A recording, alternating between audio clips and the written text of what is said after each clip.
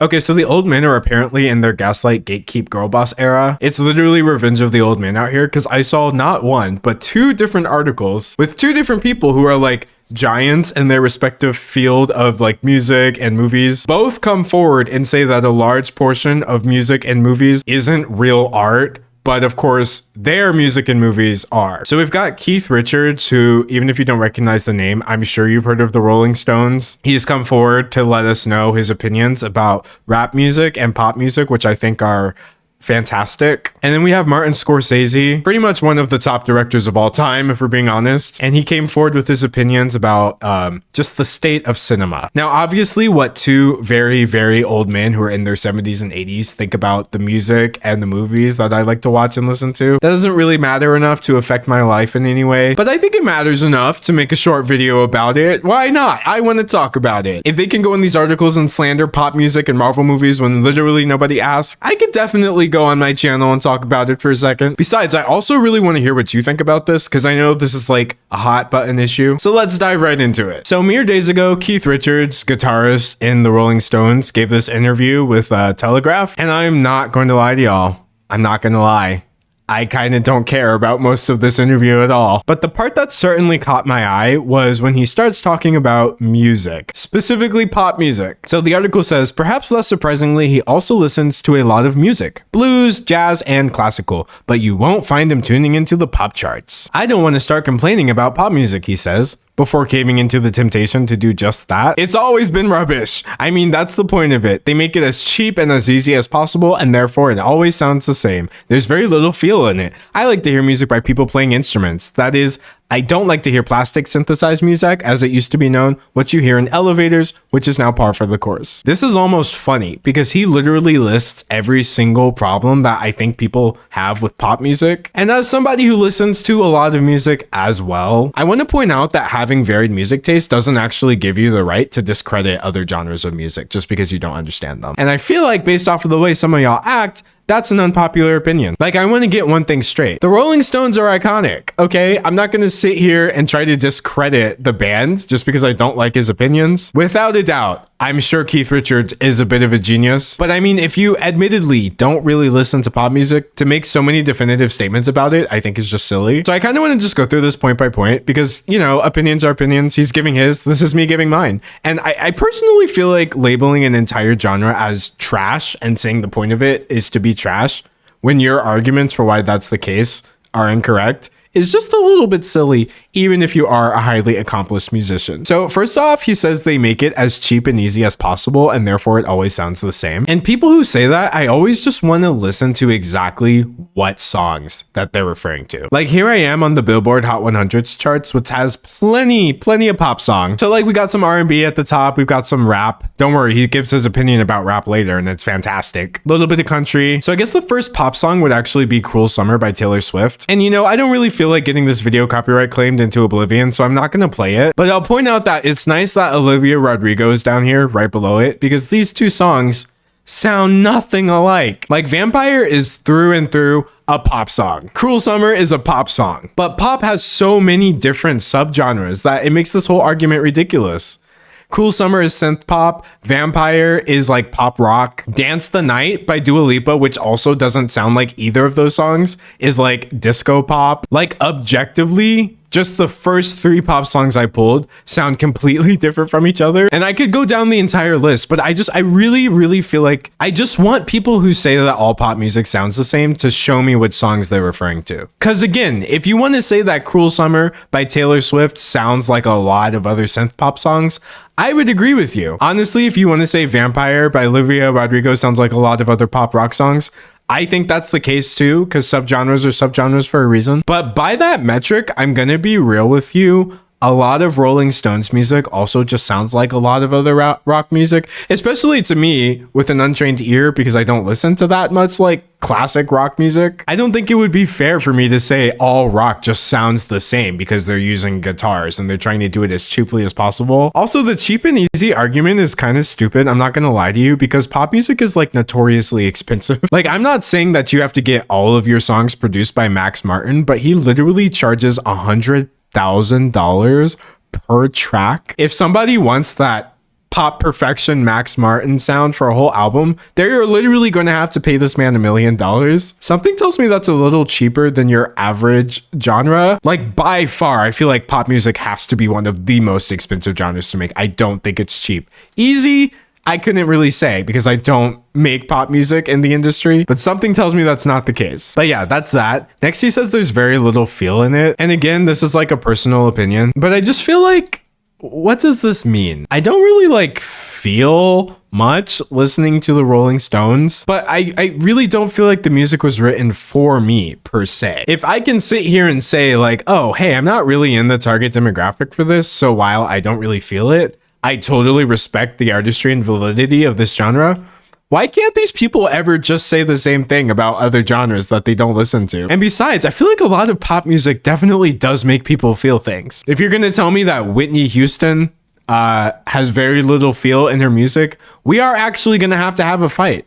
And she has a lot of pop songs. Okay, so my next favorite one is I like to hear music by people playing instruments. That is, I don't like to hear plastic synthesized music, as it used to be known, what you hear in elevators, which is now par for the course. This, I guess, may be where he's saying it's cheap. If he's saying it's a little cheaper to use like a synthetic guitar VST as opposed to purchasing an actual guitar. And I suppose that could be the case. But again, this so boils down to personal preference more than an actual like judgment on the entire genre as a whole. I like to hear music by people playing instruments, and I like to hear music by people who are programming things. Like it's all just whatever the artist felt like expressed their idea the best. And so just because for the Rolling Stones that was guitars, that really doesn't make their music any, I guess, less trash than the pop music he's talking about. Like elitism and art is so funny to me because objectively, nothing makes the art better or worse than any other piece of art. It is all subjective. Anyway, where he totally left me and I couldn't even be like, okay, yeah, I get it, it's just an opinion, is down here where he says, as for rap, don't get him started. I don't really like to hear people yelling at me and telling me it's music, aka rap.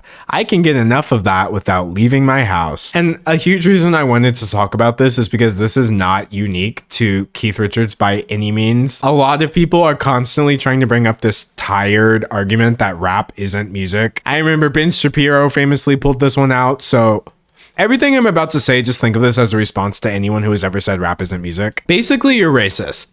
I'm not even gonna like be nuanced about it. Rap is dominated by Black people. And so to open your mouth and say that one of the biggest genres dominated by people of color isn't real music is racist. The definition of music, I guess if we want to go with Google, says vocal or instrumental sounds or both combined in such a way as to produce beauty of form, harmony, and expression of emotion. You could argue till the cows come home about this beauty of form part and whether or not that's something that you feel, but it doesn't matter. Rap songs have rhythm, rap songs have melody. Like to take instrumental music and put vocals on a way that is not singing, how is that going to exclude it from being real music? It's just such a stupid argument. Also, this categorization that all rappers are yelling, I don't really like to hear people yelling at me and telling me it's music, aka rap. Way to play into this whole, you know, we're all aggressive and loud and whatever else it is that you think you're not. You can sit here and say pop music is trash all day,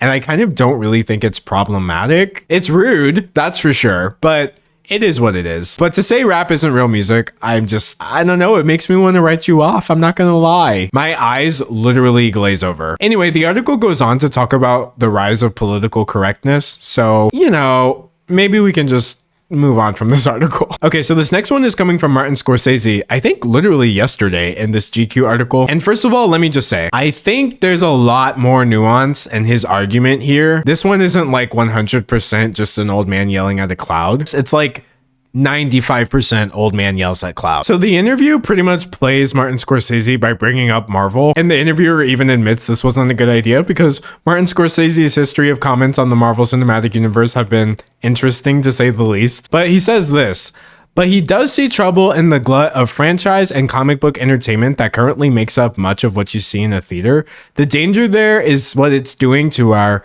culture, Scorsese said, because there are going to be generations now that think movies are only those. That's what movies are. Sometimes the word culture, when it's used in contexts like this, makes my skin crawl. But the interviewer goes on to say, I think people already think that. And Scorsese says they already think that, which means that we have to then fight back stronger. And it's got to come from the grassroots level. It's got to come from the filmmakers themselves. And you'll have, you know, the Safdie brothers, and you'll have Chris Nolan, you know what I mean? And hit him from all sides. Hit him from all sides and don't give up. Let's see what you got. Go out there and do it. Go reinvent. Don't complain about it. But it's true because we got to save cinema. Cinema could be anything, Scorsese said. It doesn't just have to be serious. Some like it hot. That was cinema, for instance. But I do think that the manufactured content isn't really cinema. And it's like, I guess just this idea that like society has to be saved from lowbrow art forms is really annoying. And here's the thing, like on its own, you could very much say that this is just a continuation of his constant complaint about how he thinks if we keep showing Marvel movies, it's going to change people's brain to where they only want to watch Marvel movies ever. And they're going to forget about poor little directors like Martin Scorsese and Christopher Nolan. And movie theaters are never ever going to show films from other people, except I guess Marvel Cinematic Universe directors. And even this in and of itself is kind of silly because there are so many things at the movie theater all the time. Like I'm looking right here at the movies that are playing near me, and we have The Creator, oh, another horror movie, action adventure, Paw Patrol, Dumb Money, which I don't really know what that is, more horror movies, action adventure, My Big Fat Greek Wedding, which I could assume is some kind of rom-com. Like literally the only superhero movie I see right now would be Blue Beetle. They even have really, really niche films that I don't think like a bunch of people would be interested in. They are also constantly showing older movies at the movie theaters I go to literally all the time. Like I personally just kind of don't buy this argument that like Marvel movies are ruining everyone's brain chemistry and now we only watch Marvel movies when I can go to the theater right now and watch 20 other things. It's all up to me. I also think it's interesting that he's saying Chris Nolan is saving cinema, but there's no mention of Greta Gerwig, who has her massively popular Barbie movie that's just crushing it right now. But anyway, this is where he loses me, because when he says, I don't think the manufactured content is really cinema, the interviewer is like, okay, hold up, Brett. Do you really want to go there? And Scorsese's like, no, I don't want to say it. But what I mean is that, isn't it funny, by the way, that like both of them were like, oh no, I don't even want to talk about this. But since you're listening, let me complain. It's manufactured content. It's almost like AI making a film. And that doesn't mean that you don't have incredible directors and special effects people doing beautiful artwork. But what does it mean? What do these film? What will it give you? Aside from a kind of consummation of something and then eliminating it from your mind, your whole body, you know? So what is it giving you? And I really, really get so tired of this argument that art has to mean anything. Nothing means anything. I'm not trying to be like some edgy nihilist. Literally, like meaning is so subjective. There are people who could watch a Martin Scorsese film and feel nothing. Similarly, there are people who watch Marvel movies and they feel things. I think for millions upon millions of people, there were very real emotions associated with certain parts in certain Marvel movies. Part of the reason the internet latched onto this so hard was because of how it made them feel. I think probably the most popular scene from any of their movies is a sad scene. And so this idea that it's just like AI generated content because it doesn't give you anything,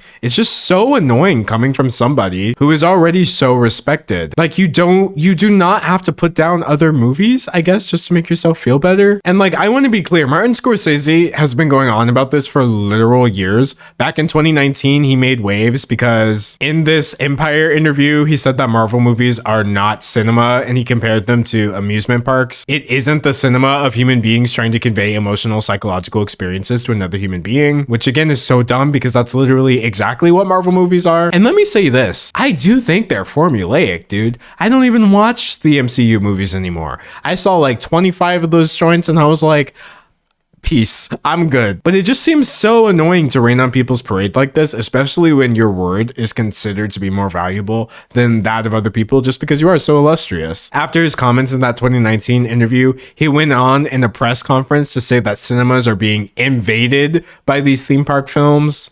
And he did like this whole New York Times op-ed about what he meant, but I'm not gonna lie to you, it's exactly the same thing he's still saying all these years later, which is just like, the movies, they don't make you feel something. It's not an art form, you know what I mean? Unlike an Alfred Hitchcock movie. And also, like, theaters are being invaded by Marvel movies, and now independent filmmakers can't get their movies played. And this is just so dumb because there has always been a popular genre of movie. I remember before superhero movies, there were zombie movies. Who remembers those? I remember vampire movies, though those were very short-lived, I feel like. Oh, how about the young adult dystopian novel adaptation movie? Because I feel like for a second, we had a lot of those. There is always going to be something that is in. There's always going to be the pop music or the Marvel movie of the art world. And so to see really, really high level artists like Martin Scorsese or members of the Rolling Stones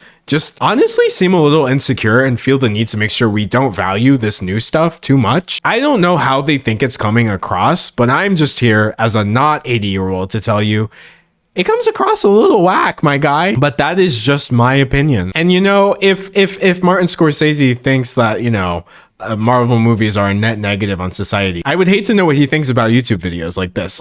Also, I feel like all of this is so invalid because Mick Jagger from the Rolling Stones is literally in a rap song, THE by will.i.am. So I'm gonna be honest, Keith Richards just sounds dumb because now you're basically saying that Mick Jagger's music isn't music because he made it with a black artist. Oh, I'm sorry, because it's rap music. Let me make sure I'm not putting words in his mouth. And yeah, overall, I just think this is all dumb. And I feel like I just want to move past art having to mean something. Please let me have my meaningless movies. Please let me have my silly pop music. I don't need to constantly be reminded that I have some sort of lowbrow taste according to you, just because you don't make the same genre. But anyway, like I said before, this wasn't really a life or death situation. Just felt like running my mouth for a few minutes. And as always, I would really like to know what you think about all of this. Remember, at the end of the day, it is just movies and music. It takes all kinds of opinions to make the world go round, I guess. Anyway, I wrote a song for Robert De Niro and Keith Richards. And it goes like, gee, will it curse, oh Lord. Grandpa's mad about Infinity War. The kids are balling out and you're yelling at the clouds. So what, you make good flicks. Now you're threatened because Marvel exists. You hate to see it end like this. And if some men in tights keep you up at night, then go make a monster movie, cause that's what you're good at, right? And you be little rap, and you think pop's crap, but too scared to face the music, and I think that's kind of sad. Tune into the radio, mad about rappers while your music flopping. Go worry about that first. You run in your mouth like it matters. The end of your career is imminent. No Marshall Mathers, you're backwards. The chords in the song go 4, 5, 6, 3. Music theory lessons and you just got this keep in a rap verse. And if some men in tights keep you up at night, then go make a monster movie, cause that's what you're good at, right?